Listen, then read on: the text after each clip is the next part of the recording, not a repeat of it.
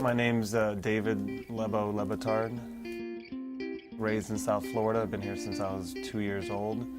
And I've been an artist, I consider, since I was around 8 or 9. Lebo. How you doing, man? Pretty good, man. How are you? What's going on? Not much. Getting ready to start a new series of works. The thing that really inspires me is being around all these guitars that to me are they're beautiful works of art in and of themselves. And ever since I was a kid, I would always stay up all night drawing, and I would always have music there. I know that it's in my blood, and it just reaches somewhere that nothing else can reach.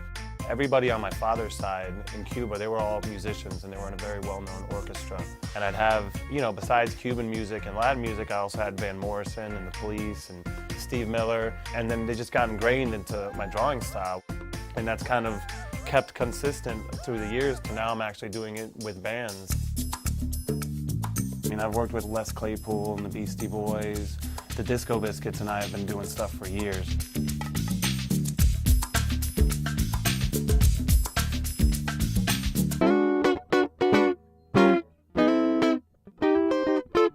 Well, the guys from Conjunto in particular are very close to my heart because they combine two loves, which is the Cuban music side of it, and the idea of the descarga, which is the jazz jam, basically. So what kind of vibe are you trying to go for here now with the, what is it, Three Blind Mice up there? Three Blind Mice, otherwise known as Conjunto in Space. You take like one idea and then from there you could get so many more. I've seen like stuff from our album cover, show up like in other different ideas. It's cool to know that we served kind of as an inspiration for more stuff.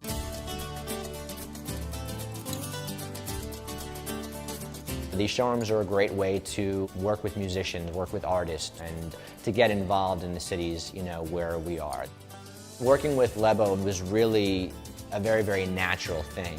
As far as Miami's concerned, I think he captures the vibe down here as well as anybody else. When we first opened the showroom, one of the first things he did was do like 3 different installations on the walls in here. Took our instruments, put them on the wall, and made them into art. This is one of my favorite guitars that Gibson makes. It's the Flying V. The piece starts with a guitar, and then it comes through, and it's really about more creating motion.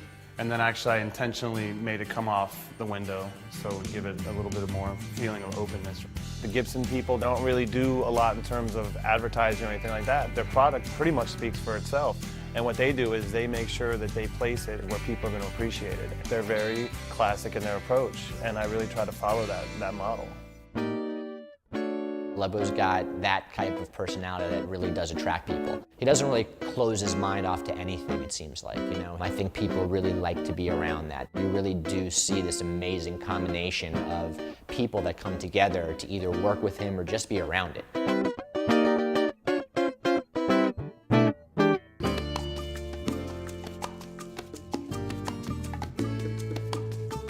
When you're looking at a blank piece of paper, a blank canvas, that's like the second before the Big Bang, right? And there's constant evolution that takes place, and there's constant change. I get asked a lot, well, how do you know when a painting's done? Well, the reality is a painting's never done. It's just like life. It's all about applying yourself and just kind of seeing where the rest goes.